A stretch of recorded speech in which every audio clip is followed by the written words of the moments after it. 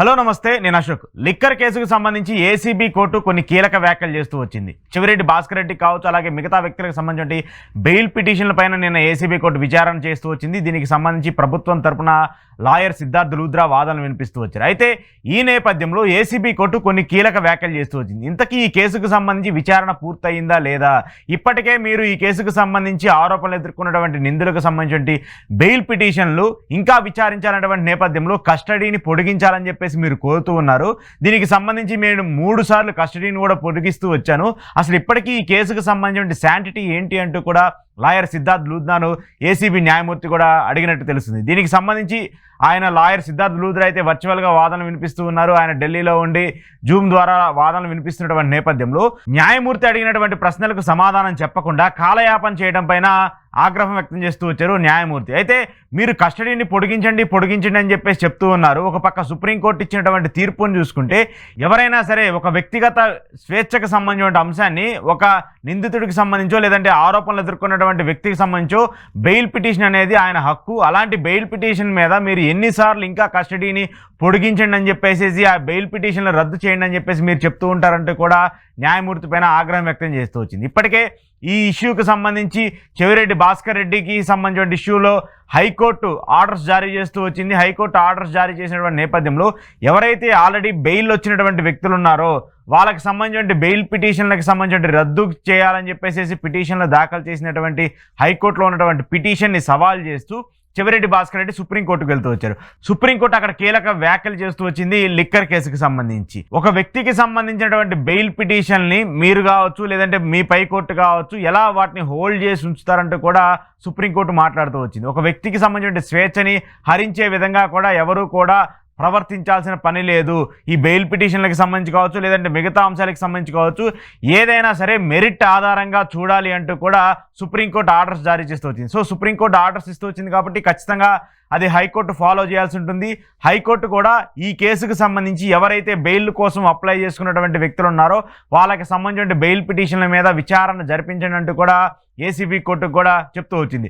దానికి సంబంధించి నిన్న ఏసీబీ కోర్టు విచారణ జరిపినటువంటి నేపథ్యంలో అసలు ఈ లిక్కర్ కేసుకు సంబంధించినటువంటి ఎవిడెన్స్ని ఇప్పటి వరకు ఎందుకు సబ్మిట్ చేయడం లేదు? 2 ఛార్జ్ షీట్లు నమోదు చేస్తూ వచ్చారు. ఆ 2 ఛార్జ్ షీట్లకు సంబంధించి కొత్త వ్యక్తులకు సంబంధించిన పేర్లను యాడ్ చేస్తూ వచ్చారు. ఇంకా ఆ వ్యక్తులను విచారించాలని చెప్పేసి మీరు చెప్తూ ఉన్నారు. ఇలా విచారణల పేరుతోనే కేసులకు సంబంధించి సంవత్సరాలు గడిచిపోతూ ఉంటే ఈ కేసుకు సంబంధించినటువంటి పూర్వాపరాలు ఎప్పుడు తేలుతాయంటూ కూడా ఏసీబీ న్యాయమూర్తి కూడా సిద్ధార్థ్ లూద్రాని ప్రశ్నించినట్టు తెలుస్తుంది. పదే మీరు ఈ కేసుకు సంబంధించి కస్టడీని పొడిగించండి అని చెప్పేసి అడుగుతూ ఉన్నారు తప్ప ఈ కేసుకు సంబంధించిన మెరిట్స్ మీద ఎందుకు మాట్లాడలేదంటూ కూడా ఏసీబీ న్యాయమూర్తి కూడా సిద్ధార్థ్ లూద్రాని ప్రశ్నిస్తూ వచ్చారు. అయితే దీనికి సంబంధించి మాత్రం సిద్ధార్థ్ లూద్రా వాటికి సమాధానాలు చెప్పకుండా ఎవరైతే ఈ కేసులకు సంబంధించి ఆరోపణలు ఎదుర్కొంటూ జైల్లో ఉన్నటువంటి నిందితులు ఉన్నారో వాళ్ళందరికీ సంబంధించిన బెయిల్ పిటిషన్లు రద్దు చేయాలని మాత్రమే కోరుతూ రావడం పైన కూడా ఆగ్రహం వ్యక్తం చేస్తూ వచ్చారు. అయితే దీన్ని మళ్ళీ రేపటికి వాయిదా వేయండి కూడా లూద్రా చెప్పినటువంటి నేపథ్యంలో ఈ ఇష్యూని కూడా ఏసీబీ కోర్టు వాయిదా వేస్తూ వచ్చింది. అయితే దీంట్లో మాత్రము మనం కీలకంగా చూడాల్సినటువంటి ఒక పరిణామం ఏంటంటే ఇప్పటికే ఈ లిక్కర్ కేసుకు సంబంధించి మెయిన్గా ఆరోపణలు ఎదుర్కొన్నటువంటి వ్యక్తులు ఎవరైతే ఉన్నారో మిథున్ రెడ్డి కావచ్చు, గోవిందప్ప బాలాజీ కావచ్చు, అలాగే ఓఎస్డి కృష్ణమోహన్ రెడ్డి కావచ్చు, ధనుంజయ రెడ్డి కావచ్చు, ఇలా చాలామంది వ్యక్తులకి బెయిల్లు కూడా వస్తూ వచ్చాయి. ఇప్పుడు మిగతా వ్యక్తులు రాజ్ రెడ్డి అయినా, సజ్జల శ్రీధర్ రెడ్డి అయినా, వెంకటేష్ నాయుడు అయినా, చెవిరెడ్డి భాస్కర్ రెడ్డి అయినా ఇలా మరొక ఆరోపణలు ఎదుర్కొన్నటువంటి వ్యక్తులు ఎవరైతే ఉన్నారో వాళ్ళకి సంబంధించి కస్టడీలు కూడా ముగిసిపోతూ వచ్చాయి. 3 సార్లు కస్టడీలు కూడా పొడిగిస్తూ వచ్చాము.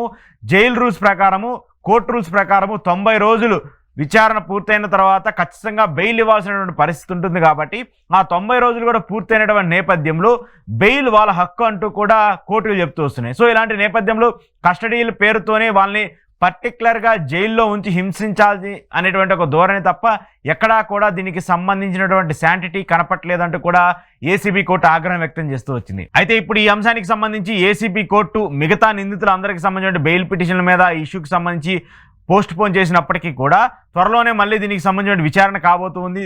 దీనికి సంబంధించి సోమవారమో లేదంటే మంగళవారమో దీనికి సంబంధించిన విచారణ కూడా చేపట్టే అవకాశం ఉంటుంది. దీని మీద పూర్తి స్థాయిలో నిందితులకు సంబంధించిన బెయిల్ కూడా వచ్చే అవకాశం కనిపిస్తుంది. ఇప్పటికే మెయిన్ వ్యక్తులందరికీ కూడా బెయిల్ ఇస్తూ వచ్చారు. అయితే దీంట్లో మరొక కీలక అంశం ఏదైతే ఉందో ఎంపీ మిథున్ రెడ్డికి సంబంధించిన ఇష్యూ, ఎంపీ మిథున్ రెడ్డికి సంబంధించిన బెయిల్ ఇస్తూ వచ్చింది ఏసీబీ కోర్టు. ఆయన కూడా రిలీజ్ అవుతూ వచ్చారు, బయట ఉన్నారు ప్రస్తుతము. సో ఆయనకి సంబంధించి కేంద్ర ప్రభుత్వం ఐక్యరాజ్య సమితికి సంబంధించిన పర్యటనకు ఆయన సిఫార్సు ఇస్తూ వచ్చింది. ఇలాంటి నేపథ్యంలో ఐక్యరాజ్య సమితికి వెళ్ళడానికి కోర్టు పర్మిషన్ కూడా కోరుతూ వచ్చారు మిథున్ రెడ్డి. ఇలాంటి నేపథ్యంలో దానికి సంబంధించిన విచారణ కూడా ఏసీబీ కోర్టు విచారిస్తూ వచ్చింది. దీన్ని కూడా ఏసీబీ కోర్టు వాయిదా వేస్తూ వచ్చింది. దీని మీద కూడా ఒక పాజిటివ్ రెస్పాన్స్ వస్తుందంటూ కూడా మిథున్ రెడ్డి తరపు లాయర్లు కూడా చెప్తున్నారు. సో ఈ పరిణామాలన్నీ చూసుకుంటూ వస్తున్నప్పుడు ఈ లిక్కర్ కేసుకు సంబంధించిన అంశాలు ఏవైతే ఉన్నాయో, ఆల్రెడీ అరెస్ట్ అయినటువంటి జైల్లో ఉన్నటువంటి వ్యక్తులు కావచ్చు, అలాగే బెయిల్ మీద బయట ఉన్నటువంటి వ్యక్తులు కావచ్చు, ఈ పరిణామాలన్నింటినీ చూస్తుంటే పొలిటికల్ వెండక్టా కింద పొలిటికల్ ఇన్ఫ్లుయెన్స్తో వాళ్ళని ఈ కేసు కస్టడీని పొడిగిస్తూ రావటము, వాళ్ళని జైల్లో ఉంచి హ్యూమిలేట్ చేయడం తప్ప ఈ కేసుకు సంబంధించిన శాంటిటీ, ఈ కేసుకు సంబంధించిన ఆధారాలు, ఈ కేసుకు సంబంధించిన ప్రూవెన్ రికార్డ్స్ మాత్రము ఇప్పటి వరకు ఏసీబీ కోర్టుకి సబ్మిట్ చేయలేదనేది కూడా అర్థమవుతుంది. నిన్న డైరెక్ట్గా సిద్ధార్థ్ లూథ్రానే న్యాయమూర్తి అడుగుతూ వచ్చారు. దీనికి సంబంధించిన విచారిస్తున్నటువంటి ఆ అధికారి కూడా ఇక్కడే ఉన్నారు, మీరు ఒక న్యాయమూర్తిగా ఉన్నారు, సో ఈ కేసుకు సంబంధించిన ఆధారాలని ఇవ్వాలా లేదా, అసలు ఈ కేసు పూర్తయిందా లేదా అనేది కూడా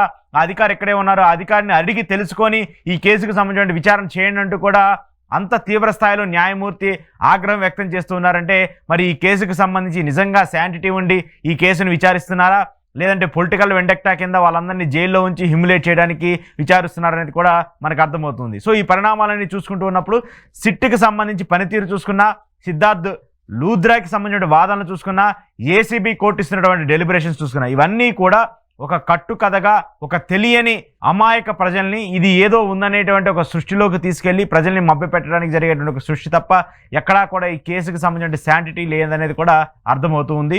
మిగతా వ్యక్తులకు సంబంధించిన బెయిల్ పిటిషన్ల పైన కూడా త్వరలోనే ఏసీబీ కోర్టు ఒక నిర్ణయం తీసుకోబోతుంది. వాళ్ళకి సంబంధించిన బెయిల్కి సంబంధించి కూడా బెయిల్ ఇచ్చే పరిస్థితి కూడా ఉంటుందంటే కూడా వాళ్ళ తరపున లాయర్లు కూడా చెప్తూ ఉన్నారు.